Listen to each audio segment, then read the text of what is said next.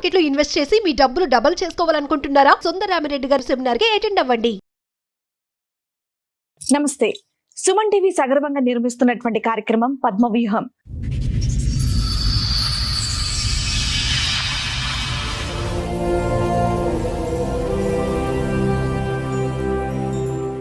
మరి ఈ కార్యక్రమాన్ని సమర్పిస్తున్నారు 6JVR జమలాపురం వారి రత్నాంజలి. మీ అదృష్టాన్ని మార్చుకోవడం ఇప్పుడు కల కాదు, 6JVR తో సాధ్యం. నేను బీటెక్ చదువుకున్నాను, సాఫ్ట్వేర్ ఇంజనీర్ లో జాబ్ చేస్తాను. హస్బెండ్ కూడా సాఫ్ట్వేర్ ఇంజనీర్. Arrange marriage. మా పక్క విలేజ్, తనది కూడా అరేంజ్ మ్యారేజ్. సో మ్యారేజ్ అయిపోయిన 1 month వరకు పర్వాలేదు. 1 month తర్వాత యాంగర్ మేనేజ్మెంట్ ఇష్యూస్ బాగా ఉండే. ఎప్పుడైనా 5 minutes అట్లా లేట్ వెళ్ళినా ఏదైనా రోడ్ మధ్యలోనే వదిలేసి వెళ్ళిపోయేవాడు. మా మదర్ ఇంటి నుంచి వస్తుంటే చేంజ్ కావాలంటే మనీ ఇస్తే దాంతోనే ఇంటికి వెళ్ళిపోయాను ఇంకా నేను. సో అప్పటి నుంచి స్టార్ట్. ఏమైనా తీసుకురమ్మన్నా ఏదని చెప్పినా కూడా నైట్ అంతా ఎమోషనల్ హెరాస్మెంట్ మొత్తము.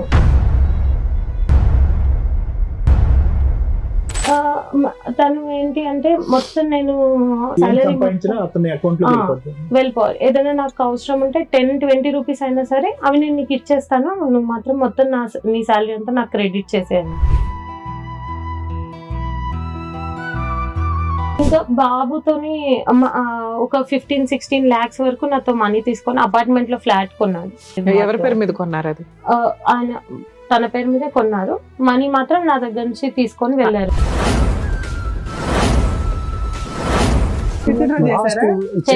అయితే ఏమైందంటే ఇది జరుగుతుందని చిన్న అమ్మాయికి మెసేజ్ పెట్టిండు, నేను పెళ్లి చేసుకుంటాను.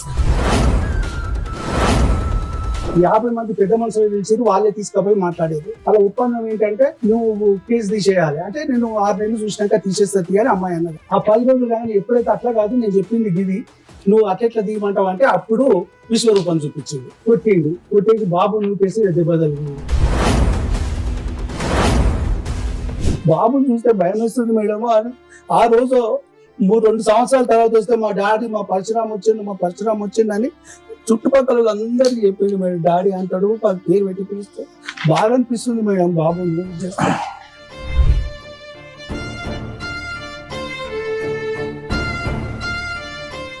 సార్, మేడం సంధ్య గారు ఆవిడ సమస్య చెప్పుకోవడానికి ఎక్కడి వరకు వచ్చారో ఆవిడ సమస్య ఏంటో అడిగి తెలుసు. ఓకే సంధ్య గారు రండి.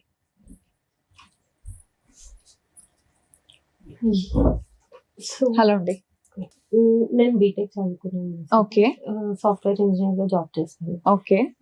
హస్బెండ్ కూడా software engineer. Okay. Arrange marriage. మా పక్కన విలేజ్. సో ఎక్కడండి మీరు? ఎక్కడి నుంచి వస్తున్నారు? వరంగల్. వరంగల్ నుంచి వస్తున్నారు. మా పక్క విలేజ్, తనది కూడా అరేంజ్ మ్యారేజ్. సో పెళ్ళైన 1 month వరకు ఫైన్, పర్వాలేదు, బాగానే ఉన్నారు. ఎంత కాలం అవుతుంది? 6 years. 6 years అవుతుంది. ఓకే. 5 years బాబు. ఓకే. మీ ఏజ్ ఎంత అప్పుడు? 30. 24 కి మ్యారేజ్ అయింది.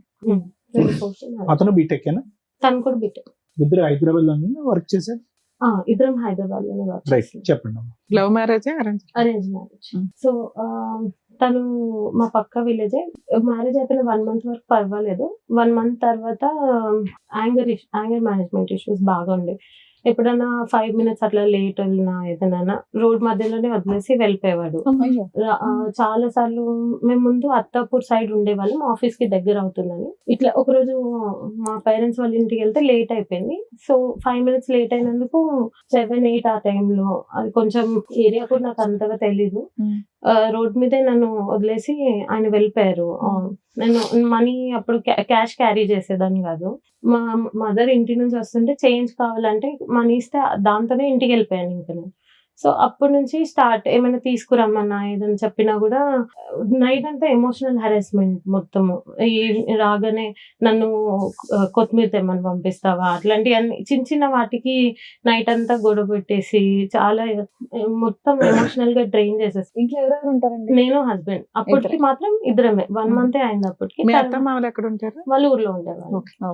2 months. You weren't working when you were married అమ్మా? అప్పుడు మీరు పని చేయట్లేదు? I was working. You working? మరి ఎందుకు ఫైనాన్షియల్ గా అతనికి ఏదో ఎక్కడ దింపేస్తే డబ్బుల గురించి అవన్నీ తను ఏంటి అంటే మొత్తం నేను ఏం నా ఏం సాలరీ సంపాదించినా అతని అకౌంట్ లో వెళ్ళిపోతుంది. వెళ్ళిపోవాలి. ఏదైనా నాకు అవసరం ఉంటే 10-20 రూపీస్ అయినా సరే అవి నేను నీకు ఇచ్చేస్తాను, నువ్వు మాత్రం మొత్తం నీ సాలరీ అంతా నాకు క్రెడిట్ చేసేయాలి టోటల్ కంట్రోల్. మొత్తం. అట్లా స్టార్టింగ్ లో అంతేమి కంట్రోల్ చేయకపోతుండే ఫైనాన్షియల్ గా, మిగతావి ఎమోషనల్ గా ఇట్లానే డ్రైన్ చేస్తుండే.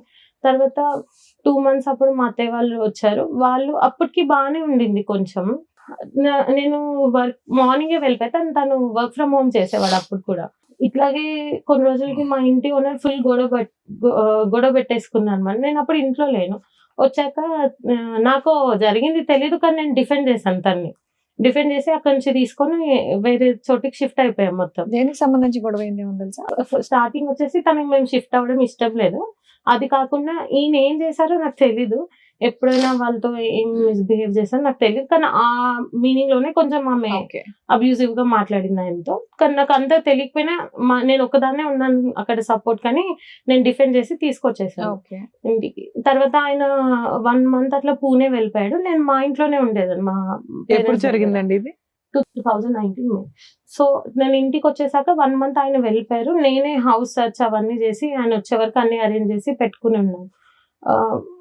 తర్వాత కూడా ఆయన వచ్చేసాక కూడా మళ్ళీ ఏమైనా ఇంట్లోకి వండుకోవడానికి గిన్నెల దగ్గర నుంచి కూడా ఏమైనా అడిగితే మీ అమ్మ వాళ్ళు తెస్తారు అవన్నీ. నాకు అప్పటికి మీ శాలరీ ఎంత, ఆయన శాలరీ ఎంత? నా శాలరీ అప్పుడు 38,000 వచ్చేది, తనకు 43 వచ్చేది. ఏమైనా కొన్నా కూడా. మీ శాలరీ మీరు ఏం చేసేవారు? 25,000 అట్లా ఇద్దరికి. మ్యారేజ్ అయిన 1 month కి 25,000 ఇద్దరం సేవింగ్స్ కి వేసుకునేవాళ్ళం. మిగతావి మా దగ్గర ఉండేవి, అవి కూడా ఇంట్లో ఖర్చులకి వాటికి అయిపోయేది. తను ఏం చెప్పాడంటే వాళ్ళ సిస్టర్ కి 3 lakhs అట్లా పెళ్లి అప్పుడు ఒప్పుకున్నాము, అవి చేయాలంటే టైం పడుతుంది, నీ శాలరీ ఇంట్లోకి వాడేసుకుంటే నేను ఇక్కడ సేవ్ చేసుకుంటాను మా చెల్లికి అంటే ఓకే అట్లా కూడా పర్వాలేదు ఫైన్ అనేసి వదిలేదు. తర్వాత తను ఊరికే ఇట్లాగే హరాస్ చేసి, నేను ఎప్పుడు మా వాళ్ళకి చెప్పలేదు. నేను ఎల్డర్ డాటర్ మా ఇంట్లో, ఎంతమంది మీరు? చెల్లెలు ఇంకా ఇద్దరు ఉన్నారు.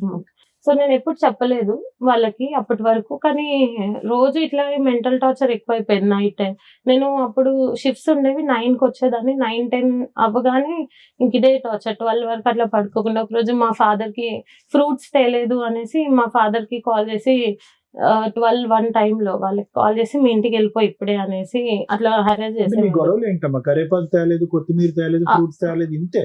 అక్కడి నుంచి స్టార్ట్ అయింది. మెల్లిమెల్లిగా అది మొత్తం ఫైనాన్సెస్ కంట్రోల్ చేయాలి నేను అనేసి అక్కడికి వచ్చింది. ప్రెగ్నెన్సీ నేను చెప్పిన మాటే వినాలి, అమ్మాయిలకి ఇండిపెండెన్స్ అంటే తను ఆలోచించకూడదు, తన ఒపీనియన్ చెప్పొద్దు, ఎందులో ఉండకూడదు. అసలు నా ఒపీనియన్ కూడా అడగరు.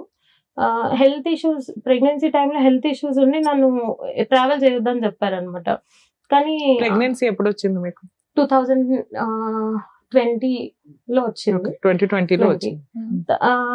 ట్రావెల్ చేయొద్దు అని చెప్పారు ఆ టైంలో. చెయ్యొద్దు అన్నా కూడా లేదు మా ఊర్లోనే జరగాలి, అలా అయితేనే మా చుట్టుపక్కల ఎక్కడికి వెళ్తారమ్మా ఇంట్లో కూర్చోక. కానీ నేను రాలేను, నాకు బ్యాక్ పెయిన్ అంటే నేను పడుకోబెట్టుకున్నా కార్లో తీసుకొని వెళ్తాను, కానీ నువ్వు ఇక్కడ ఉండకూడదు, నేను చెప్పిన దగ్గర చేస్తే మా చుట్టాలందరికీ రావడానికి వీలు ఉంటుంది అంటే నేను ఒప్పుకోలేదు అసలు. నాకు అప్పటికి క్యాబ్ మాన్పించేసి నేను మెట్రోలో వెళ్ళేదాన్ని ఆఫీస్కి. సో నేను రాలేను అన్న కూడా ఆ రోజు గొడవపడి ఫోన్ పగలగొట్టేసి మొత్తము నన్ను పైన ఈ లాడర్ లాగా ఒక స్టెప్స్ ఉంది అవి ఎక్కించేసాడు మొత్తం పైకి 4th floor లో. స్పైరల్ లాడర్ నార్మల్ గానే కళ్ళు తిరుగుతాయి కొంచెం. అది ఎక్కుతున్నప్పుడు ఇంకా నాకు మొత్తము డ్రౌజింగ్ అనిపించింది అది ఎక్కువగానే. తర్వాత ఇట్లా చేస్తున్నారా అని అప్పుడు చెప్పాను వాళ్ళకి. కానీ అప్పటికి కూడా లేదు కొంచెం అడ్జస్ట్ అయిపోవాలి అన్నట్టుగా చెప్పే పంపించేశారు మా పేరెంట్స్, మా తాతయ్య వాళ్ళు. తర్వాత దీవాళి బాబు పుట్టే టైంలో కూడా నా ఫోన్ తన దగ్గర ఉండే, తనది పాడైపోయింది కదా నాది ఇచ్చాను. రోజు అసలు ఫోన్ తనతోనే ఉండేది. గూగుల్ పే, ఫోన్ పే అన్ని పాస్వర్డ్స్ తెలుసు, అన్ని తెలుసు. స్క్రీన్ షాట్స్ తీసుకొని తనకి వాట్సాప్ చేసుకుంటాడు. తన ఫోన్ వర్కింగ్ లో లేదు కానీ వాట్సాప్ చేసుకునేవాడు ఫోన్ కి. బేబీ కొంచెం ముందే మీకు డెలివరీ చేసేస్తాము, బేబీ గ్రో అవ్వట్లేదు అనేసి అంటే ఓకే. నాకేమో ఆ టెన్షన్‌లో ఉండేది. తనేమో నాకు కొత్త ఫోన్ కొనించు, నాకు ఫోన్ ప్రాబ్లమ్ అవుతది. నువ్వు అక్కడ హాస్పిటల్‌లో ఉంటే అనేసి అంటే ఫోన్ ఆర్డర్ పెట్టేసి నేను వెళ్ళిపోయాను. బెడ్ మీద నాకు ఇట్లా ఆపరేట్ మేడం అంత అయిపోయింది. డీటెయిల్ గా కాదు, పిల్లాడు పుట్టాడు, పిల్లోడు రెస్పాన్సిబిలిటీస్ ఎలా తీసుకున్నాడు, మీకు ఓవరాల్ గొడవకి రీజన్స్ ఏంటి, డే టు డే జరిగింది అవసరంలా, అసలు ఓవరాల్ ఏ విషయం మీద, ఫైనాన్షియల్ విషయం మీద గొడవలు జరిగాయి, ఎప్పటిదాకా కలుసున్నారు మీరు? బాబు పుట్టాక 5 months వరకు కలిసున్నాము. 2020 లోనే చెప్పేస్తున్నావు, 21 నుంచి విడిపోయారా? 5 years అవుతుందా మీరు సెపరేట్ అయిపోయి? మధ్య మధ్యలో ఆన్ అండ్ ఆఫ్ వస్తారు. ఒక 1 month 2 months ఉంటారు. తర్వాత గొడవ పడి కొట్టి మనీ నాకు ఈ ఇవ్వట్లేదు. 5 years లో ఎన్ని సార్లు వచ్చాడు? 3 times. ఓకే, లాస్ట్ గా వచ్చి వెళ్ళిపోయింది ఎప్పుడు? 9-10 months బ్యాక్, ఫిబ్రవరి టైంలో. స్టార్టింగ్ లో ఉన్న డిఫరెన్స్ ఆఫ్ ఒపీనియన్స్ తర్వాత కాన్ఫ్లిక్ట్స్ ఒకటేనమ్మా, లేదంటే అంటే ఫైనాన్షియల్ ఇండిపెండెన్స్ లేకపోవటం, చిన్నవాడి దగ్గర గొడవ పెట్టుకోవటం, నీ డబ్బులన్నీ నాకు కావాలంటాం, ఇంతవరకేనా మీ గొడవలు? ఇంకేమైనా ఇంకా ఉన్నాయా? పేరెంట్స్ దగ్గర నుంచి తీసుకురమ్మని హెరాస్ చేసేవాళ్ళు. Okay, అది కూడా Financial- కొంచెం ఆయనకి ఏమైనా అక్రమ సంబంధాలు ఉన్నాయా? మీ మీద అలాంటివి ఏమైనా ఏమైనా క్యారెక్టర్ ఆ క్యారెక్టర్ అసాసినేషన్ చేయడు కానీ బాడీ షేమింగ్ చేస్తారు బాగా. ఇట్లా స్టౌట్ ఉంటావు నువ్వు అట్లా అనేసి. సో ఈ కారణాల వల్లే మీరు 5 years బట్టి, ఆల్మోస్ట్ 5 years బట్టి విడిపోయారు. మధ్య మధ్యలో ఏదో అడప ఒక వారాలు అంతేనా? డౌట్ ఏంటంటే క్యారెక్టర్ పరంగా అట్లా కాదు, క్యారెక్టర్ అసాసినేషన్ కాకుండా తనకి ఫైనాన్షియల్ డౌట్స్ అన్నమాట. మా పేరెంట్స్ కి ఇచ్చేస్తాను, మా ఇచ్చేవారా మీరు? సిస్టర్స్ కి ఇచ్చారు. నేను ఎప్పుడు ఇవ్వలేదు. స్టార్టింగ్ లో మా పెళ్ళైన కొత్తలో మా సిస్టర్ నేనే, తను బయట సీట్ వస్తే నేనే ఎంకరేజ్ చేస్తే నేను పంపించాను.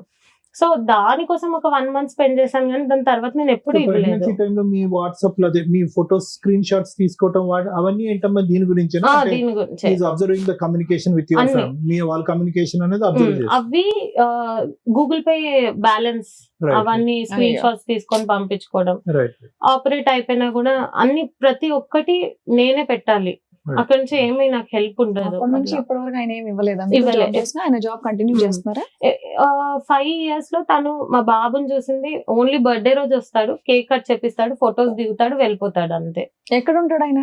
ఆయన ఉప్పల్ సైడ్ పీజీలో ఉంటున్నాడు. పీజీ అనేసి అంటున్నారు కానీ యాక్చువల్లీ వాళ్ళ ఫ్రెండ్స్ చెప్పింది ఏంటంటే అపార్ట్మెంట్ లో ఉంటున్నాడు, ఫ్లాట్ తీసుకొని. సెపరేట్లీ అంటే ఒక్కడే ఉంటాడమ్మా? ఒక్కడే ఉంటున్నాడు అని చెప్పారు వాళ్ళు. మీకేమైనా డౌట్స్ ఉన్నాయా ఆయన? నేను చూసాను యాక్చువల్లీ రీసెంట్ గా వచ్చినప్పుడు, మాతో పాటు ఉన్నప్పుడు 9-10 months బ్యాక్ ఇట్లా తనకి బాగా ఫీవర్ అట్లా ఉంటే నేను మెడిసిన్స్ ఆర్డర్ చేస్తున్నప్పుడు చూసాను అనమాట. He ordered something. అప్పుడు అవన్నీ ఎందుకని నా ఫ్రెండ్ కోసం అట్లా ఇట్లా చెప్పిండు. కానీ నాకు అప్పుడు పర్లేదు తనకి సిక్కున్నాడు అనేసి నేను ఏం అడగలేదు. తర్వాత నాకు ఎప్పుడు డౌట్ వచ్చింది, తను కావాలని గొడవ పెట్టుకొని వెళ్ళిపోయాడు మా దగ్గర నుంచి. మళ్ళీ వెళ్ళిపోయిన తర్వాత వాళ్ళ ఫ్రెండ్ కి కాల్ చేస్తే బ్లాక్, ఎవ్వరు కాల్ లిఫ్ట్ చేయరు వాళ్ళ మీ డౌట్ ఫ్రెండ్స్. ఏంటి? సీయింగ్ అదర్ ఉమెన్ అనేది మీ డౌట్. కానీ ఎవరో చెప్పగలరమ్మా? ఎవరన్నా ఎవరు అని నేను స్పెసిఫిక్ గా చెప్పలేను. కానీ నేను అయితే అపార్ట్మెంట్ పీజీలో కాకుండా అపార్ట్మెంట్ లో ఉంటాం ఒకటి, అపోలో ఫార్మసీ నుంచి మందులతో పాటు అవి కూడా తీసుకుంటాం ఒకటి, ఇంకేమన్నా మీ దగ్గర డౌట్? అతను మేము ఉన్నప్పుడు కూడా మాతో ఎక్కువ స్పెండ్ చేయడు, బాబుతో గానీ నాతో గానీ. తను ఫోన్ మీ దగ్గర డైరెక్ట్ ఎవిడెన్స్ అయితే ఏం లేదు. బట్ అది మీకు ఒక సస్పిషన్. ఇది కాకుండా ఇంకా బాబుతోని ఒక 15-16 lakhs వరకు నాతో మనీ తీసుకొని అపార్ట్మెంట్ లో ఫ్లాట్ కొన్నాడు. అది వాళ్ళ ఫాదర్ ఆయన వాళ్ళు యూజ్ చేసుకోవడం కానీ ఎప్పుడు నేను గానీ బాబు గానీ వెళ్ళడం అవి ఏమి లేదు. ఎవరి పేరు మీద కొన్నారు అది? ఆయన తన పేరు మీదే కొన్నారు. మనీ మాత్రం నా దగ్గర నుంచి తీసుకొని వెళ్ళారు. ట్రాన్సాక్షన్ ఏమైనా నడిచిందా? ఆన్లైన్ చిట్స్ మేము పే చేసినాము, వాళ్ళ దగ్గర నుంచి తీసుకొని వెళ్ళిపోయారు అనమాట. నేను పే చేసినవి కూడా తనే తీసుకొని. మీరెందుకు ఊరుకున్నారు? ఆ టైంలో మంచిగానే ఉంది కొంచెము. అంటే ఆ టైంలో మా మామయ్య వల్గర్ లాంగ్వేజ్ యూజ్ చేసి కొట్టడానికి వచ్చినప్పుడు ఈయనే సపోర్ట్ చేసి పంపించారు నన్ను. మీ ఫాదర్ వస్తారంటే. నువ్వు ఉన్నంత కాలం చిట్టీలు వేసి 25,000 అనుకుని మీరు 25,000 కట్టింది ఏదైతే ఉందో, ఆల్రెడీ day 1 నుంచి మీకు ఫైనాన్షియల్ గొడవలే ఎన్ని మాట్లాడుకున్నా కూడా. అట్లాంటప్పుడు 15 lakhs చిట్టి ఆయన తీసుకొని వెళ్ళిపోతుంటే ఈయన బాగున్నాడు కదా నువ్వు ఎట్లా నమ్ముతావు? day 1 నుంచి గొడవలు జరుగుతున్నాయిగా. ఈ డబ్బుల కోసం బాగున్నాడు ఈ 4 రోజులు. నెక్స్ట్ మీకు ఆల్రెడీ ఏ రోజు కూడా ఈ 5 years లో 3 times వచ్చి 3 months ఉన్నాడు. అయినా మీరు ఎందుకు ఎంటర్టైన్ చేస్తున్నారు అతను? నేను మనీ పంపించకపోతే మా ఫాదర్ కి వాళ్ళకి కాల్ చేసి హరాస్ చేయడం, నేను సూసైడ్ చేసుకుంటాను, నాకు మెంటల్ ప్రెషర్ ఎక్కువ అయిపోతుంది అని. అలా చెప్తే నువ్వెందుకు నమ్ముతావు, ఎందుకు అంటావు? కదా ఈ 5 years లో ఎంత మొత్తం పంపించారమ్మా అతనికి టోటల్ గా? చిట్టీల డబ్బు ఎంత? అదో 15 లక్షలు. అది 15 అది lakhs. కాకుండా అది కాకుండా వాళ్ళ ఫాదర్ వాళ్ళ టర్మ్ ఇన్సూరెన్స్ దగ్గర నుంచి ఓలా ఊబర్ అన్ని ఇంట్లో సామాన్ దగ్గర నుంచి అన్ని నేనే చూసుకునేదాన్ని. ఇంట్లో అవన్నీ మనిషి లేడు, కాపురం లేదు, అదే ఏమీ లేదు, పైగా నీకు రూపాయి ఇవ్వాల్సింది పోయి ఎదురు అన్ని లాక్కుంటుంటే ఫండ్ చేస్తున్నావు అంటే ఎప్పటికైనా అతను మనసు కరుగుతుందనా? Actually Huh? దాని తర్వాత ఇంట్లో మా మమ్మీ వాళ్ళు అవన్నీ గిన్నెలు, నేను వాషింగ్ మిషన్ అవన్నీ తీసుకొని వెళ్ళిపోయాడు మాకు చెప్పకుండా. మమ్మల్ని కొట్టి మా ఇంటికి పంపించేశాడు, అవన్నీ తీసుకొని వెళ్ళిపోయాడు. అప్పుడు బాబు చిన్న బాబు, నాకు తెలీదు ఆయన షిఫ్ట్ చేసింది కూడా నాకు తెలీదు. ఊరికి తీసుకొని వెళ్ళిపోయాడు అన్ని మొత్తము. నేను మా ఇంట్లో హౌస్ హోల్డ్ హెల్ప్ నాకు కాల్ చేసి తను వెళ్ళిపోయాడు, మనీ కూడా ఇవ్వలేదు ఏమి అంటే, నేను తనకి మా వాళ్ళు నువ్వెందుకు లాస్ అవుతాను తనకి ఇచ్చి కాల్ చేస్తే ఎవరు లిఫ్ట్ చేయరు, కాల్ ఎవరు లిఫ్ట్ చేయరు ఇంకా అక్కడ నుంచి. ఇప్పటికి కూడా అవన్నీ మా అమ్మ వాళ్ళు పెట్టినాయి, అందులో మా ఫాదర్ కష్టం అదంతా. అంటే గెలుపు 3 లక్షలు నువ్వు పెట్టిన డబ్బా అంతకంటే ఎక్కువ ఉంది. తింగరదానిలా చిన్న చిన్న విషయాలు మాట్లాడుతున్నారు. మేజర్ ఇష్యూ మీ జీవితంలో ఉన్న సగం సంపాదన అటు వెళ్ళిపోయింది కదా, అయినా నువ్వు 3 times ఎందుకు ఎంటర్టైన్ చేసావంటే మారతాడండి అంటే కొంచెం పెట్టుకోవడానికి ఆవిడ ఏదో కష్టపడింది కానీ ఆయన మారట్లేదు. మీ ఇద్దరు సిస్టర్స్ పెళ్లిళ్ళు అయినాయి? ఒక చెల్లిదండి. ఇంకా రెస్పాన్సిబిలిటీస్ ముగ్గురేనా, మగపిల్లలు లేరా? వాళ్ళ రెస్పాన్సిబిలిటీస్ మీకు కూడా ఉంటాయి. అడిగింది ఎవరు? నార్మల్గా ఇప్పుడు నేను ఇవ్వకపోతేనే ఊర్లో అంతా మా పక్క ఊరే కదా ప్రచారం మొత్తము, తను వాళ్ళ ఈ ఫ్యామిలీకి ఇస్తుంది. సరే అట్లయినా ఓకే, మా ఫాదర్ కే కదా ఇస్తున్నా అన్నది వదిలేస్తే, నేను ఎక్కడికి వెళ్ళినా బయటికి వెళ్ళినా కూడా ఊరు వెళ్ళినప్పుడు కూడా వాళ్ళందరూ వచ్చి నువ్వు మీ ఫాదర్ కే ఇస్తావంట కదా, అమ్మాయి సాలరీ మీద బ్రతుకుతున్నాడు మీ ఫాదర్ అది హక్కు కదా. ఇక్కడ ఆల్రెడీ మిమ్మల్ని చదివించింది ఎందుకంటే బాధ్యతలు తీసుకోవడానికి. అట్లా అని కాకుండా ఇప్పుడు మీతో పాటు మీ ఫాదర్ వచ్చారు కదా, మాట్లాడతాం ఒకసారి. సార్ రండి. నమస్కారం అండి. మనకు ముందు చెప్పారు కదా ఫాదర్ మా. సార్ పెద్దవారు మాట్లాడదు కూర్చోండి సార్. అయ్యో, మీ పేరేంటి గురుగారు? శ్రీనివాస్ సార్. కూర్చోండి. ఎందుకంటే సార్ మీరు బతుకమ్మల జీవితాలు బాగుపరుస్తారు మేడం. Thank you sir. అందరి జీవితాలు మెరుగుపరుస్తారు, జనజీవన సవంతిలో కలిసేటందుకు మీరు దారి చూపిస్తారు, న్యాయ సహాయం చేస్తారు. మా బిడ్డది లక్ష్మి, సరస్వతి, పార్వతి గారు ముగ్గురిని అన్నాం మేడం. ఇంకా ఆడపిల్లలు ఉంటే కూడా నాకు హ్యాపీగా స్వీకరిస్తాను. అంతే తప్పితే నేను వాళ్ళ భారం అనుకోని అందరు నన్ను ఆడపిల్లల అని ఆశ్చర్యపోతారు. నాకు భయం ఏం లేదు సార్, మంచిగా అనిపిస్తారు తర్వాత. కానీ కొంచెం లాంగ్వేజ్ కొంచెం గలీజ్ కావద్దని చెప్పేది.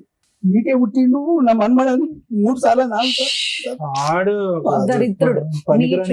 ఆడు మాటలకి ఏం లేండి, మీరు దాకా బతుకమ్మ ఆడి సార్. బతుకమ్మలను ఇంట్లోకి వస్తేనేమో బొమ్మలాగా చూస్తున్నారు, దేవుళ్ళు అమ్మలాగా చూస్తున్నారు. ఏందో దరిద్రం అర్థమైతే లేదు మేడం. మీలాంటి వాళ్ళు మాత్రమే, ఒక రమ్య మేడం గారు, ఒక సార్, ఒక శ్రీవాణి మేడం గారు, ఇలాంటి వాళ్ళు మాత్రమే ఈ సంఘాన్ని బాగు చేయగలరు. దయచేసి గుర్తు పెట్టుకోండి మేడం. ఆడపిల్లల జీవితం మీకు ఎప్పటి నుంచో నేను అభిమానిని, మీకు నేను ఎప్పటి నుంచో చూస్తున్నాను. ప్లీజ్ కూర్చోండి. ఎన్నో కుక్కలు మరుగుతూ ఉంటాయి సార్, కుక్క ఎందుకు మరుగుతున్నావు మనం అడగం కదా. ఆడపిల్ల ఆమె రూపాయి కాంచి ఆమె పెట్టాలి. రూపాయి నువ్వు చెప్తున్నావు, తర్వాత చూసుకుందాం పెట్టు. మొత్తం దాదాపు 15-16 లక్షలు సార్. కాపురం చేయనప్పుడు ఇప్పుడు కాసులు ఎందుకు సార్? ఇంత దారుణం అంటే దారుణం. కేసు ఉంటే కూడా మేము 498 వేస్తే 498 అన్ని పాలత కేసులు అంటారు. మేము చెప్తే వాళ్ళు కేసు కట్టారుగా మేడం. మేడం ఆడ కౌన్సిలర్ మేడం గారు ఉన్నారు, ఏదో పెద్ద షార్టిస్టోడ్ ఉన్నాడమ్మా, రాకముందు నువ్వు వెళ్ళి తొందరగా కేసు కట్టేయి నేను చెప్పిన సిగ్నేచర్. ఎప్పుడు వేసారు సార్ 498? ఎంతకాలం అయింది? 4 సంవత్సరాలు. 23 లో వేసావు, 25 లో ఎందుకు రానిచ్చావు? ఇది పెద్దవాళ్ళు మాట్లాడి పర్లేదు నువ్వు ఒక 6 months చూడు తీసే కేసు అనేసి అన్నారు. 1 month తర్వాత మేడం. అయితే ఏమైందంటే ఇది జరుగుతుండగానే చిన్న అమ్మాయికి మెసేజ్లు పెట్టిండు, నేను పెళ్లి చేసుకుంటాను, మమ్మల్ని బెదిరియే ఆయనకి ఎన్నో వేషాలు వేసాడు. చిన్న అమ్మాయికి పెట్టిన మెసేజ్ ఎమ్మడే పోయి వీళ్ళు ముగ్గురు ఏడుస్తారు. మా అమ్మకు ఖాళీ ఇరితే నేను పోయి హాస్పిటల్ ఉన్నా, వీళ్ళు ఏడుస్తుంటే ఏందమ్మా అంటే ఇట్లా మెసేజ్లు పెట్టండి, ఏం చెప్పాలి అర్థమవుతుంది అంటే అప్పుడు కంప్లైంట్ ఇచ్చి వచ్చిన. ఎంత ధైర్యం అండి వీడికి. అది కాకుండా మొన్న అందరు చెప్తే 4 నెలల 5 నెలల క్రితం మాట్లాడి తోలితే ఏది దొడ్డిదారిన లోక్ అదాలత్లా తీసేయాలి కేసు అని ఒత్తిడి తెచ్చింది. ఒత్తిడి వేస్తే ఈ అమ్మాయి అనేది నన్ను రమ్మలేదు 50 మంది పెద్ద మనుషులు పిలిచిరు, వాళ్ళే తీసుకుపోయి మాట్లాడారు, దూరం తీసుకపోయి. అలా ఒప్పందం ఏంటంటే నువ్వు కేసు తీసేయాలి అంటే నేను 6 నెలలు చూసినాక తీసేస్తుంది అని అమ్మాయి అన్నది. వచ్చినాక ఎక్కలేని ప్రేమలతో పోసిందంట 10 రోజులు. ఆ 10 రోజులు కానీ ఎప్పుడైతే అట్లా కాదు నేను చెప్పింది గిది, నువ్వు అట్లెట్లా తీయమంటావు అంటే అప్పుడు విశ్వరూపం చూపించిండు, కొట్టిండు, కొట్టేసి బాబు నూకేసి దెబ్బ తగిలింది. అప్పటిదాకా ముందో ఎంతలో దగ్గరికి పోయేది అలా డాడీ దగ్గర. బాబుని చూస్తే భయం వేస్తుంది మేడం. ఆ రోజు 2 సంవత్సరాల తర్వాత వస్తే మా డాడీ మా పరశురామ్ వచ్చిండు అని చుట్టుపక్కల అందరికి చెప్పిండు మేడం. డాడీ అంటాడు, పేరు పెట్టి పిలుస్తే బాగా అనిపిస్తుంది మేడం బాబుని. అందు గురించి అంటే బాబు ఉన్నాడు కదా, కలిసి ఉండాలి. తర్వాత ఇంకో 2 ఉన్నారు. ఇది చదవచ్చా సార్? వీడు మీ రెండో అమ్మాయికి పెట్టిన మెసేజ్ చదవచ్చా ఇక్కడ? చదవండి సార్ దయచేసి. ఇది ఏం రాశాడంటే చూడండి, ఇది కొన్ని అర్ధరాత్రి మెసేజ్ కూడా కాదు, ఇది సాయంత్రం 6:30కి మెసేజ్. శ్రావణి నీకు ఒకటి చెప్పాలి శ్రావణి, ఇప్పటికి లేట్ అయ్యింది అంటే అమ్మాయి పాపం చెప్పండి అని అంది. I wanted to propose you in a best moment if I could have seen you before marriage. అంటే పెళ్లికి ముందు నువ్వు కనిపించుంటే నేను నీకే ప్రపోజ్ చేసి ఉండేవాడు. నాకు ఆ అవకాశం మిస్ అయిపోయా. నువ్వు ఎలా రిసీవ్ చేసుకుంటావో నాకు అర్థం కాలేదు. ఇదిగో నా నా నా మనసులోంచి చెప్పేటటువంటి మాట, నువ్వు నా బెటర్ హాఫ్ కింద ఉంటావా for the rest of my life. Don't I deserve A true caring sweet person like you. నీలాంటి అద్భుతమైన మనిషి నా జీవితంలో ఉంటావు అన్నది నాకు కావాలి. నువ్వు ఉండటానికి నువ్వు రెడీయా. అందునుంచి నేను ఇది ఎక్స్ప్రెస్ చేస్తున్నాను.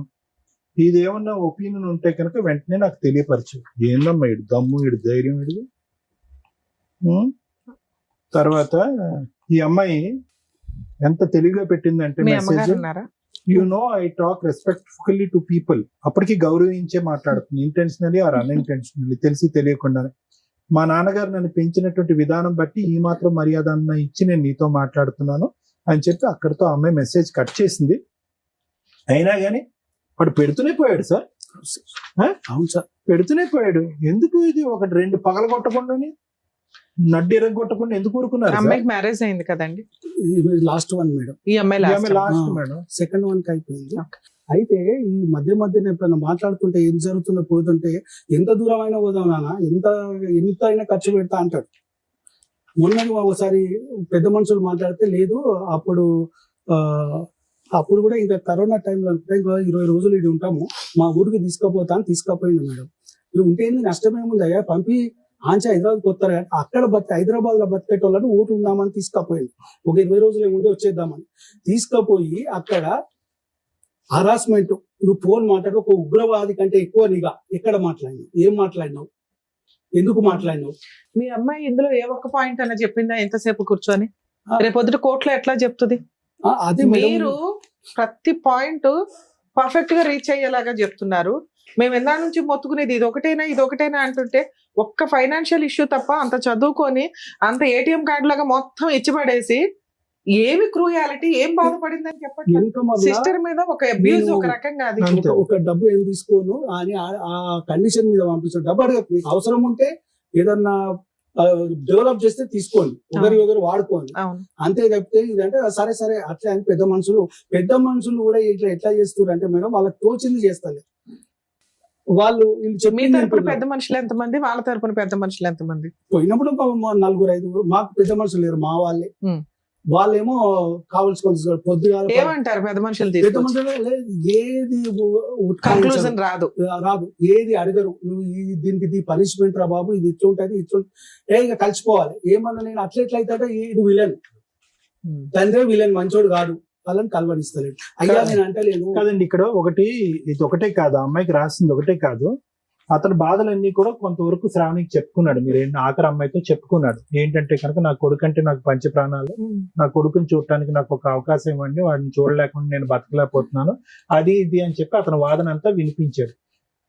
కానీ ఎందుకు ఆ అమ్మాయికి చెప్పేవాడు? అందులో ఈ అమ్మాయి కూడా అంది, ఇదేంద్ర బాబు నేను అందరికంటే చిన్నపిల్లని నాకు చెప్తున్నావు ఏంటి, ఈ గొడవ అంతా కూడా పెద్దవాళ్ళతో వచ్చి కూర్చొని మాట్లాడొచ్చు కదా అంటే కనుక నేను చెప్పేటటువంటి మాట అట్లీస్ట్ ఈ మెసేజ్ల రూపాన నువ్వు తప్ప ఎవరు ఆలకించట్లేదు, వినట్లేదు, అర్థం చేసుకోవట్లేదు, నా గోడు ఎవరు అర్థం చేసుకోవట్లేదు కాబట్టి నీకు చెప్తాను.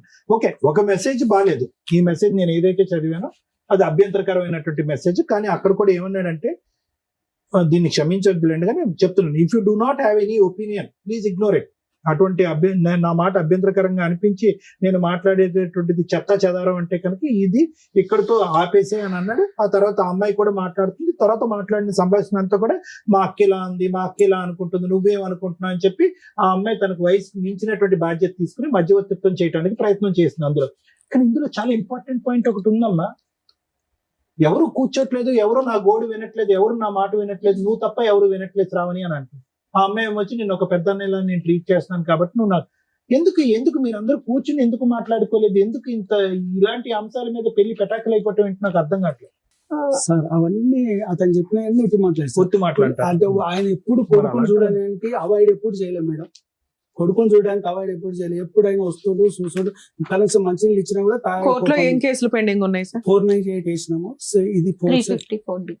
ఈ అమ్మాయి చిన్న అమ్మాయి అదే ఓకే అదే వేశారు. డొమెస్టిక్ వైలెన్స్ కేసు వేశారు, అది నడుస్తుందా? ఇంటీరియర్ మెయింటెనెన్స్ వేశారా? ఎందుకని అది వేసి ఎంతకాలం అయింది? డివిసి వేసి 2 years, 2023 సేమ్. సరే నేను చెప్తాను మేడం. ఇంకొకటి నంబర్ బ్లాక్ చేసాము, సంపే నేను ప్రయత్నం ఒక్కసారి చేశాను. నేను అవి కొట్టి నన్ను పంపించాక ఆడియో ఒక్కల మాట. ఉన్నది మేడం. ఆమె కొడుతుంటే ఒక సార్ మీకు కోర్టులో కేసులు నడుస్తున్నాయి, పెద్ద మనుషులు పంచాయతీలు నడుస్తున్నాయి, కొంచెం వెల్ సెటిల్డ్ ఫ్యామిలీ, అడ్వకేట్స్ ని పెట్టుకోగలిగారు, కెపాసిటీ ఉంది.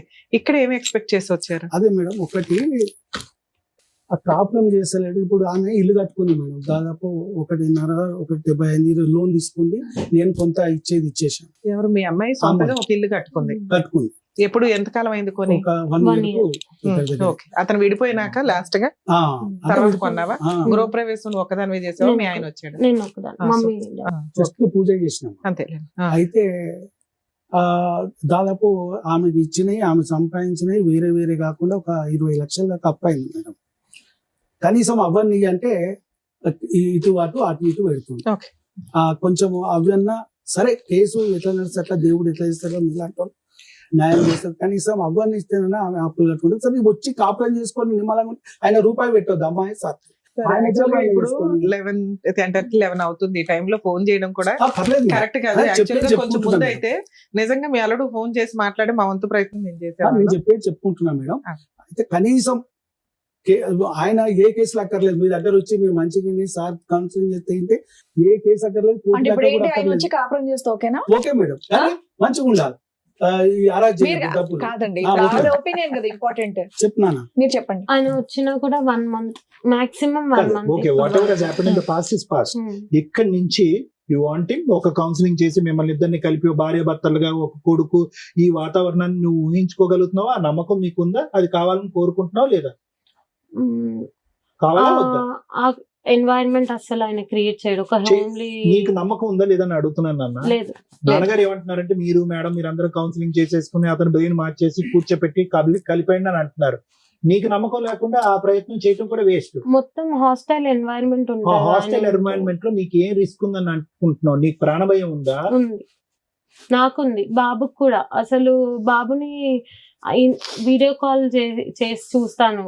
4 years అవుతుంది. ఒక్కసారి నేను బ్లాక్ కొట్టి నన్ను పంపించాక నువ్వు ఎందుకు కొడతాడమ్మా? సారీ, మనీ ఇవ్వకపోతే నేను తాగడు. తన దగ్గర ఉండాలి అంతే. అతనేమన్నా మీ మీద కేసులు వేసాడా? నేను చేసినవన్నీ ఫాల్స్ కేసు. కాదు. ఇప్పుడు ఒకటి గురువు గారు, మీరు పెద్ద మనసుతో ఒక ఆడపిల్ల జీవితం, మీ కొంత కూతురు పరువు గురించి అవనియండి, కాపురం కాపాడాలి, కుటుంబం నిలవాలి అనే ప్రయత్నంతో మీరు ఇక్కడ కూర్చోండి. కానీ అటువైపు మీ ఉన్న బిడ్డ ఈ రోజు మీరు ఇందాక అన్నారు, నా బిడ్డను నా గుండెల్లో పెట్టుకుని సాక్కుంటాను, నాకేం లేదన్నారు. అటువంటి బిడ్డ ఈ రోజు ప్రాణభయంతో అక్కడ అంటుంది. ప్రాణభయం అని చెప్పినా కూడా మీరు కౌన్సిలింగ్ చేసేసేయండి, ఏదో విధంగా కలిపేయండి అంటే కనుక మళ్ళీ మీరు ఇందాక నిలబడి మాట్లాడిన మాటలకు వెనక్కి తీసుకోవాల్సి వస్తుంది. ఎందుకంటే మొన్నటి వరకు ఆమె ఇష్టంతోనే 3-4 నెలల క్రితము ఆమె ఇష్టంతోనే తీసుకొచ్చి మాట్లాడిపించి కూర్చున్నబెట్టి మాట్లాడిపించింది. అప్పటిదాకా ఆమె దగ్గర వ్యతిరేక భావం లేకుండా ఇప్పుడు వస్తుంది. ఈ 1 month నాకు అయినంత వరకు నేను ట్రై చేశాను చాలా, బాబు కోసము. బాబు ఎప్పుడు స్పీకింగ్ నీ పేరెంట్ శృతి. ఆనెస్ట్లీ స్పీకింగ్ ఒక మాట చెప్పాను, అసలు ఇక్కడ ఏ పద్ధతిలో అయితే ట్రై చేయాలో ఆ పద్ధతులు జరగలేదు. అసలు ఇది విడిపోకూడనటువంటి కాపురం. నిజంగా నా మనసులో మాట నేను చెప్తాను, ఇది there is no okay financial freedom లేదు, కొడతాడు, ఇవన్నీ కూడా ఇంకా ప్రతిదీ ఇలా విడగొట్టుకుని తుంచుకుంటూ పోతే అంటే ఇక్కడ కూడా ఒక మార్గం ఉంది. ఏంటంటే మ్యారిటల్ థెరపీ అంటారు, మ్యారేజ్ కౌన్సిలింగ్ అంటారు. బ్యూటిఫుల్ ప్రోగ్రామ్ అది. I asked him. ఎంత బ్యూటిఫుల్ ప్రోగ్రామ్ అంటే అది. అందులో యాంగర్ మేనేజ్మెంట్ జరిగిపోతుంది, overlapping of intersection, both personalities intercheck చేస్తాము, ఏమైనా అలవాట్లు ఉంటే మాన్పిస్తాము, ఆలోచన శైలి పెంపొందిస్తాం. ఒక బ్యూటిఫుల్ ప్రోగ్రామ్. అది చేయకుండా అంటే ఈ రోజు గట్టిగా కూర్చుని మాట్లాడుకుంటే 6 సంవత్సరాల పాటు మీ పెళ్లి అయ్యింది. నేను మాట్లాడేస్తాను, నేను కొద్దిగా 2 నిమిషాలు వినండి సార్. 6 సంవత్సరాల పాటు మీరు మ్యారేజ్ అయ్యింది. 6 సంవత్సరాల పాటులో గట్టిగా మాట్లాడుకుంటే ఒక్క బలమైన కారణం చెప్పండి డాక్టర్ గారు అంటే కనుక ఆర్థిక లావాదేవీ తప్ప ఏమీ లేదు ఇక్కడ.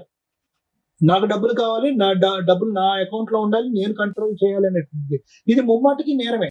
అది వాళ్ళు వంశపారంపర్యంగా వస్తుందా, వాళ్ళ ఇంట్లో ఆ కుటుంబంలో ఆనవాయితీయా, ఒక ఆడపిల్లను ఒంటరిగా ఎదగనివరా, పెద్దగా ఆలోచించనివరా, ఆర్థిక స్వేచ్ఛనివరా, తన కాళ్ళ మీద నిలబడినవరా అనేది ఆ అబ్బాయి ఆలోచన ఎందుకు అలా వచ్చింది అనేది నాకు అర్థం కావట్లేదు ఇప్పటికీ కూడా. సరే, ఆ ఆలోచనని కూడా మ్యారేజ్ కౌన్సిలింగ్ ద్వారా మార్చచ్చు. మ్యారిటల్ థెరపీ అంటారు. అది ఎక్కడ జరిగింది? ఇక్కడ ఏం జరగలేదు. అతను ఏమొచ్చి ఇది కావాలి అనేవాడు. అదేదో మిరపకాయలు, పచ్చిమిరకాయలు, ఆకుకూరల కాడి నుంచి మొదలు పెట్టి నీ డబ్బులు నాకు కావాలి, నా ఇది కావాలని అన్నా, అలాగే నువ్వు ప్రొవైడ్ చేయడం కూడా కొనసాగింది. ఎక్కడో చోట భిన్నమైనటువంటి ప్రయత్నం చేయాలేమో. ఎందుకు ఆ శ్రావణి ఇప్పుడు మీ చెల్లితో మాట్లాడుకునేటటువంటి సాధక బాధకాలు ఎందుకు మీ అందరితో ఎందుకు మాట్లాడలేదు? ఓకే, మీరు అవకాశం ఇవ్వలేదని అనుకుందాం. సరే, అతను అన్నదే ఇందులో అన్ని పచ్చి అబద్ధాలు అని అంటున్నాడు. ఓకే, అబద్ధాలే. కానీ అతని మనసులో కూడా ఎక్కడో ఇక్కడ కలవాలి అనే తపన కనిపిస్తుంది. ఇక్కడ కొద్దో గొప్ప బ్లాక్ చేస్తున్నాను, నువ్వేమొచ్చి బ్లాక్ చేయట్లేదు అన్నాడు. భగవంతుడు తెలియాలి, నువ్వు బ్లాక్ చేసావా, బ్లాక్ చేయలేదా, పిల్లల్ని చూపెట్టలేదా అనేది భగవంతుడు తెలియదు.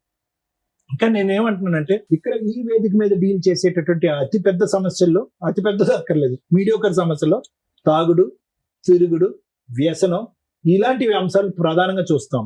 నేను కొట్టడం అనేది వాస్తవమే. కొట్టడం అంటే కనుక అది కూడా నేరమే, అది కూడా తప్పే అని అంటున్నాం.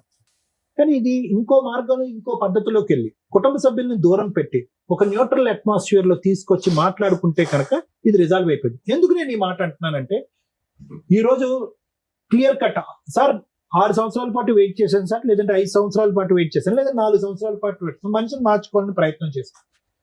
కానీ ఈ 3 సంవత్సరాల్లో కేసులు వేస్తూనే ఉన్నాం, మనిషిని కూడా ఎంటర్టైన్ చేస్తూనే ఉన్నాం. ముమ్మాటికి ఇప్పుడు మీ నాన్నగారు అన్నటువంటి మాట 3 నెలల క్రితం ఇదే పాట మా అమ్మాయి పాడలేదండి, అప్పటికైతే మాత్రం భర్తను కావాలి, కాపురం కావాలని కోరుకుంది.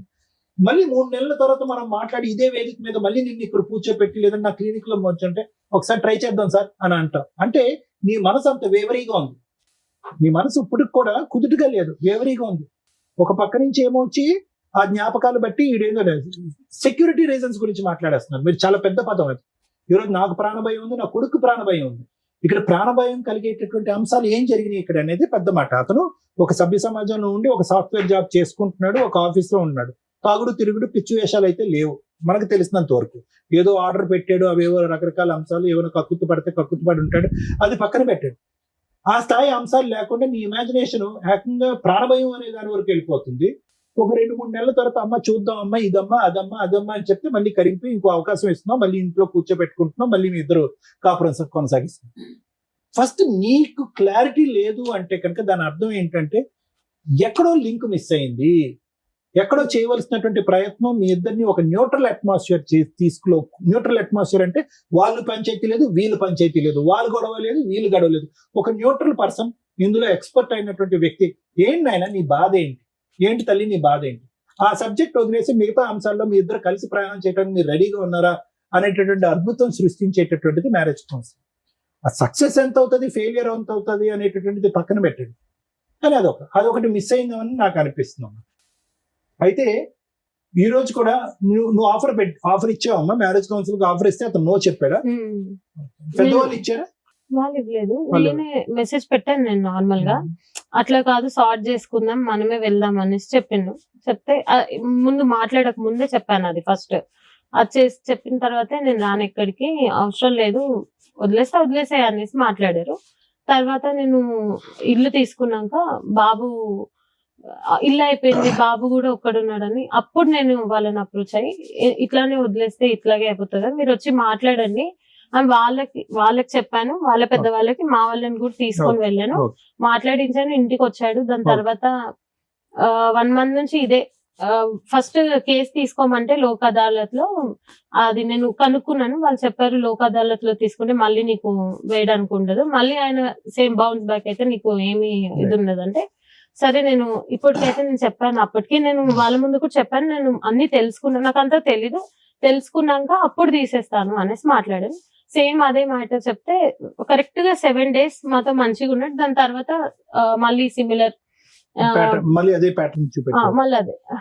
నేను చెప్పేది ఏంటంటేనమ్మా, ఎక్కడో చోట ఇంత ప్రయాణం జరిగిన తర్వాత మీరు కలిసి ప్రయాణం చేసినటువంటిది ఆవగింజ అంత దూరం అయింది ఇంత, ఓకే, బట్ స్టిల్ అంత గ్యాప్ వచ్చినా కూడా నువ్వు అతన్ని మధ్య మధ్యలో ఎంటర్టైన్ చేస్తున్నావు అంటే ఎక్కడో అతనిలో ఉండేటటువంటి ఒక గుడ్ క్వాలిటీని కనిపించుంటది. డెఫినెట్లీ ఏదో గుడ్ క్వాలిటీ కనిపించుంటది.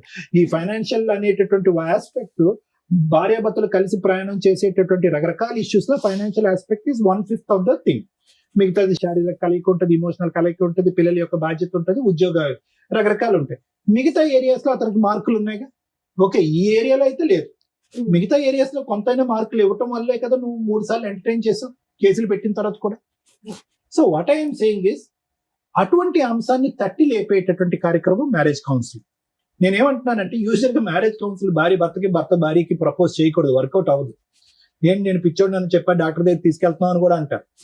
అదేంటి మనలో రిజాల్వ్ చేసుకునేది మూడో మనిషి ఎందుకు? నా భార్యగా నేను చెప్తున్నాను కాబట్టి నువ్వు వినాలి, వాడెవడో కూర్చొని మన ఇద్దరి మధ్యన పంచాయతీ ఏంటి, ఈ లెక్క వెళ్ళిపోతుంది.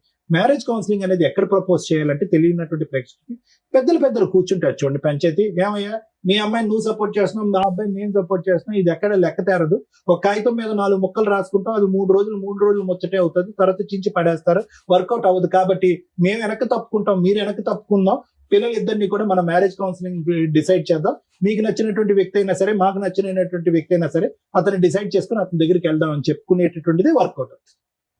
సో ఇప్పటికీ కూడా నా ఉద్దేశం చెప్తున్నాను, మనస్ఫూర్తిగా నేను చెప్తున్నాను, కొంతవరకు చెడ్డోడే, కానీ దూరం పెట్టుకుని తెగదెంపులు చేసుకుని, అంటే కోర్టు కేసులు లావాదేవీలు ఎంతవరకు అయితే నాకు తెలియదమ్మా, అది లాయర్ మేడం చెప్తారు. ఈ కేసు అయితే మాత్రం ఖచ్చితంగా ఒక మీడియేషన్, ఒక నెగోషియేషన్ ద్వారా రెక్టిఫై చేయగలిగేటటువంటి case, professional mediation. We cannot have routine counsellors, ఎందుకంటే you two are too educated people. మీరిద్దరు సాఫ్ట్వేర్ ఇంజనీర్ల కింద వర్క్ చేస్తున్నారు, సభ్య సమాజంలో గౌరవంగా బతుకుతున్నారు, చక్కటి శాలరీ తీసుకుంటున్నారు, మీకు ఒక కొడుకున్నాడు. కాబట్టి సైంటిఫిక్ పద్ధతిలో ఒక ప్రొఫెషనల్ కౌన్సిలింగ్ చేస్తే కనుక ఖచ్చితంగా మీ ఇద్దరి మధ్యన గ్యాప్ క్లోజ్ అవుతుంది అనే నమ్మకం నాకైతే ఉందమ్మా. లేదు sir my thoughts have gone too far అంటే కనుక అది మీ మానసిక పరిస్థితి అని నేను చెప్తాను. ఎందుకంటే ఈ రోజు ఇలా ఉంటుంది, రేపు పొద్దున్న లేపి అరే నీకు తెలుసా ఇలా చేద్దాం ఒకసారి ట్రై చేయంటే ఓకే సార్ అంటాను. అలా ఉంది నీ పొజిషన్. కాబట్టి నేను ఏమంటున్నానంటే, ఫైనల్ గా ఏదైతే ఇప్పుడు నువ్వు అనుకున్నటువంటి భయం, భ్రాంతులు, అమ్మో టెన్షన్లు ఇవన్నీ ఒకసారి పక్కన పెట్టి ఒక ఆఖరి ప్రయత్నంగా అది ట్రై చేద్దాం. వర్కౌట్ అవుతే వెల్ అండ్ గుడ్, వర్కౌట్ అవ్వలేదు అనుకో, ఆల్రెడీ నువ్వు తీసుకున్న నిర్ణయం కొద్ది పోస్ట్పోన్మెంట్ అవుతుందని. సో ఒక 6 నెలల పాటు ఎవరైనా మంచి కౌన్సిలర్ అమ్మ, ఎవరైనా మంచి మీడియేటర్, మంచి కౌన్సిలర్, ఇలాంటి అంశాలు బాగా తెలిసినటువంటి వ్యక్తి దగ్గర ఒక్కసారి వెళ్ళి ట్రై చేయండి. ఆ ప్రపోజల్ కూడా ఎవరు తీసుకొస్తారంటే నువ్వు తీసుకురావద్దు, పెద్దవాళ్ళు ఎవరైనా తీసుకొస్తే కనుక ఈ గ్యాప్ క్లోజ్ అవుతుంది అనేది నా నమ్మకం. Thank you sir. Thank you madam. ఈరోజు సమాజంలో ఏ పేరెంట్స్ చూసినా ఒకళ్ళు, ఇద్దరు, ముగ్గురు ఆడపిల్లలే ఉంటారు. ఆడపిల్లలు ఉన్న పేరెంట్సే అదృష్టవంతులు అనే సమాజంలో ప్రజెంట్ మనం.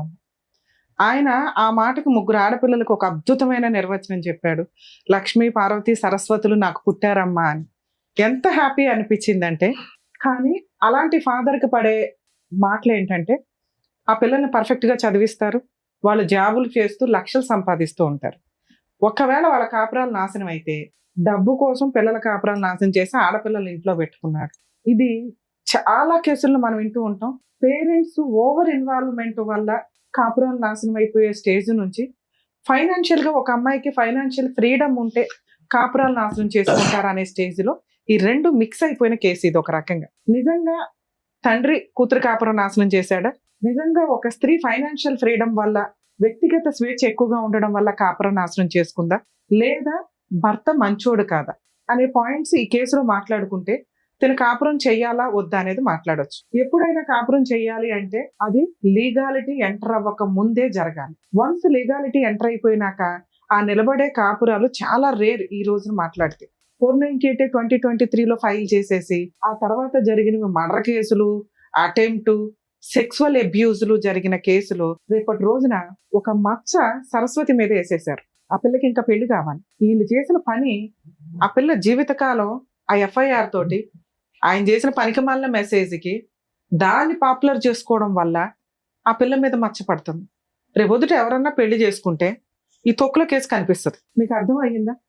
ఆ మెసేజ్ ని మీరు ఇలా పెట్టుకొని డెసిషన్ తీసుకోవాల్సింది పోయి లీగల్ గా మనకేదో అద్భుతాలు జరుగుతాయని ఒక తప్పు చేయని పిల్ల క్యారెక్టర్ని, ఎందుకంటే సమాజంలో ముందు ఆడపిల్లనే అంటారు, ఆవిడ తప్పు చేసిందా తప్పు చేయలేదా ఈ పక్కన పెట్టండి. అతను లీగల్ సపోర్ట్ కోసం అయి ఉండొచ్చు. కర్మ ఏంటంటే ఈ కేసులో అతను ఎవరో మాకు తెలియపోయినా మాకున్న సీనియారిటీ మీద అతను కరెక్టే, ఈవిడ కరెక్టే. అర్థమవుతుందా? మరి ఈ కాపురం నిలబడుతుందా నిలబడదా అనే పాయింట్స్ మనం మాట్లాడదాం. అతను కరెక్ట్. ఏ రకంగా కరెక్ట్?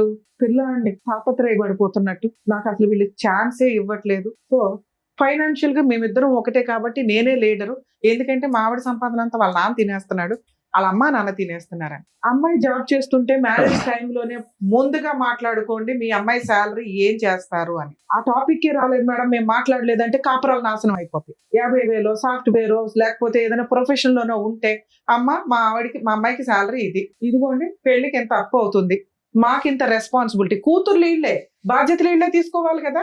5 ఏళ్ళు తీసుకుంటారా 10 ఏళ్ళు తీసుకుంటారా? జీవిత కాలంలో వీళ్ళ శాలరీలోంచి పేరెంట్స్ కి ఎంత ఇస్తారు? కర్మ ఏంటంటే ఆడపిల్లల దగ్గర బతకడానికి కూడా తల్లిదండ్రులు అసహ్యంగానో లేకపోతే సమాజం ఏమనుకుంటుందో అనే భయంతో బతుకుతారు. అప్పుడు వాళ్ళని పోషించడానికి ఫైనాన్షియల్ సపోర్ట్ చేయాలి. వాళ్ళ దగ్గర ఆస్తులు ఉంటే ఓకే, లేదా ముగ్గురు ఆడపిల్లలు షేర్ చేసుకొని ఫైనాన్షియల్ గా మిమ్మల్ని చూడాలి. అది తప్పు పని కాదండి. ఎవరు మిమ్మల్ని వేలుపెట్టి ఏం చూడరు కూడా. మీ దగ్గర ఉన్నా అలా ఇవ్వడం వాళ్ళకి ఆనందం ఒక రకంగా. అది ముందుగా మాట్లాడుకోండి. ఎందుకంటే హస్బెండ్ వాళ్ళ కట్నాలు తీసుకునేటప్పుడు తక్కువ కట్నం ఏదో అనుకొని అబ్బా అమ్మాయి ఈ రోజు 50 తర్వాత ₹1,00,000 ₹1,00,000 సంపాదిస్తుంది, నెలకు 1,00,000 సంవత్సరానికి 1,00,000 వస్తాయి అనుకుంటే కుదరదు. ఇవి ముందే మాట్లాడుకుంటే ఈ ఫైనాన్షియల్ విషయం మీద గొడవ జరగదు. ఇలా ఫస్ట్ టాపిక్, మేడం మా ఇద్దరికి ఇంత శాలరీ, నాకు 35 ఆయనకు 45, 25 ఇద్దరు పర్సనల్ గా దాచు, సూపర్. మిగతాది ఇద్దరం కలిపి మాట్లాడుకున్నాం, ఇల్లు నడిపిస్తామని. ఈ పెచ్చది ఏం చేసిందంటే ఈ పార్టీకి కూడా ఆళ్ళకే వెళ్లేలాగా చిట్టి మొత్తం ఇచ్చింది. ఈ హస్బెండ్ కి మార్కులు ఎక్కడ పడట్లేదు, ఆయన మాట్లాడిన పాయింట్స్ దగ్గరే మాటలు పడట్లా. ఒకటి, భార్యకి ఎంత ఫైనాన్షియల్ ఫ్రీడమ్ ఇవ్వాలో చూసుకోవాలా. తల్లిదండ్రుల కోసం ప్రాపర్టీ కొని భార్య అప్పటిదాకా సంపాదించిన 15 లక్షలు డిపాజిట్ చేసి తీసేసుకున్నాడు చిట్టీల రూపంలో. అంటే ఫైనాన్షియల్ గా అతను గ్రిప్ తీసుకోవాలనే చూసుకుంటున్నాడు డే 1 నుంచి. అలాంటి వ్యక్తితో ఈవిడ ఎక్కువ కాలం బతికిద్దంటే 10 years తర్వాత మళ్ళీ ఇక్కడే కూర్చుంటుంది. ఎందుకంటే ఇప్పుడు సొసైటీ కోసం పిల్లల కోసం అడ్జస్ట్ అయ్యింది అంటే రేపటి రోజున ఈ ఫైనాన్షియల్ క్రష్ ఏదైతే ఉందో తను భరించలేదు. ఎందుకంటే 2 lakhs అవుతుంది, 3 lakhs అవుతుంది. 2 lakhs ఆయనకి ఇవ్వాలంటే ఇవిడ చేసేది ఏంటి? ఇప్పుడు ఆయన చేస్తున్నది ఏంటి? ఇంట్లో ఆవిడ ఎదురుగా ఒక రూమ్మేట్ లాగా అన్ని షేర్ చేసుకుంటున్నప్పుడు తను నేనేం చేయగలను అనేది ఉంటుంది. తనకి రూమ్మేట్ గా ఎంత చేయాలో చేసి మిగతాది వాడుకుంటే తన పర్సనల్ ఫ్రీడమ్ అనేది ఫైనాన్షియల్ ఫ్రీడమ్ ఉండాలి. అది అక్కడ మిస్ అయింది. 2, ఒక అల్లుడు రేపటి రోజున ఇంట్లో పెద్దల్లుడుగా కూర్చొని బాధ్యత తీసుకోవాలంటే ఆయన తండ్రి పాత్ర తీసుకోవాలి. ఆడపడుచు మరదలకి పెళ్లి చేయాలంటే మరదలు మా ఆవిడ కంటే నువ్వే బాగా అండర్స్టాండ్ చేసుకుంటున్నావు, మా మామగారు మీ నాన్న నా భార్య అసలు నన్ను అండర్స్టాండే చేసుకోవట్లేదని చిన్నపిల్లకి చెప్పడం ఏమిటి? ఆ పిల్ల జీవితకాలంలో బావ దగ్గర నాన్న అని కూర్చోగలదా? బాధ్యత తీసుకోగలదా? అది డ్యామేజ్ అయిపోయింది. ఆయన ఏ ముఖం పెట్టుకొని మీ ఇంట్లో భోంచేస్తాడు మీకు 3వ కూతురు ఉండగా? మిమ్మల్ని కొన్ని మాటలు మేము కేసుల్లో వింటూ ఉంటామంటే దిగజారి మాట్లాడుకుంటారు. 30 ఏళ్ళు 40 ఏళ్ళు ఉన్న కొడుకు తల్లి పక్కన పడుకుంటే అది కొడుక్కి 70 ఏళ్ళు వచ్చినా తల్లి పక్కన పడుకుంటే ఆడు కొడుకే, పసిపిల్లోడే. అలాగే అదే ఆడపిల్లల్ని పడుకోవద్దు తండ్రి దగ్గర అంటాం, ఎందుకంటే సేఫ్. వాళ్ళకి అన్కాన్షియస్ లో ఎలా ఉంటుంది, తాగుళ్ళు ఎలా ఉంటారని. అది సేఫే తప్ప తండ్రికి కూడా ఆ నీచమైన బుద్ధి ఉండదు. ఎక్కడో కర్మకాలి 1-6 దరిద్రులు ఉంటారు తప్ప. కోడళ్ళు మాటలు నోరు జారేటప్పుడు ఇలాంటి నీచమైన మాటలు మాట్లాడతారు. వెళ్ళి మీ అమ్మతో పడుకో అని కేసులు రాస్తారు. వాళ్ళ అమ్మ దగ్గర పడుకుంటాడండి అంటే, పడుకోవడం అంటే మీ దృష్టిలో ఏంటి? మీ జీవితంలో చేసే పెద్ద పాపం.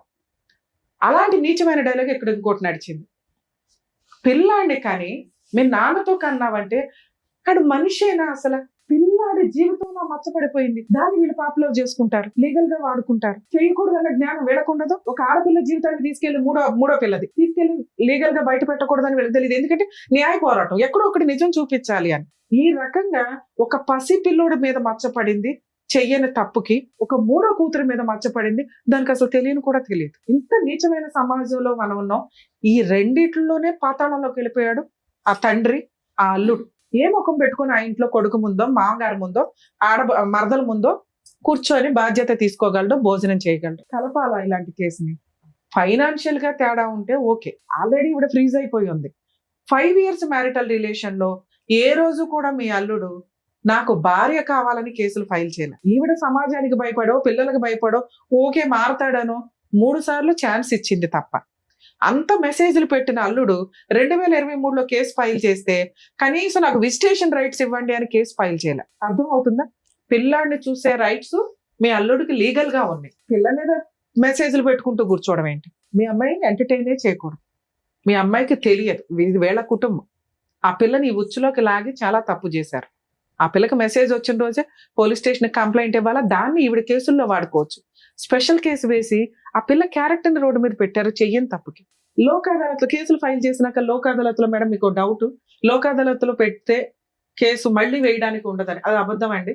లోక్ అదాలత్లో కేసు ఫైల్ చేసి మీరు రిప్రజెంటేషన్ ఇస్తే అది క్లోజ్ చేయడానికి 3 months అబ్జర్వేషన్ పీరియడ్ ఉంటుంది.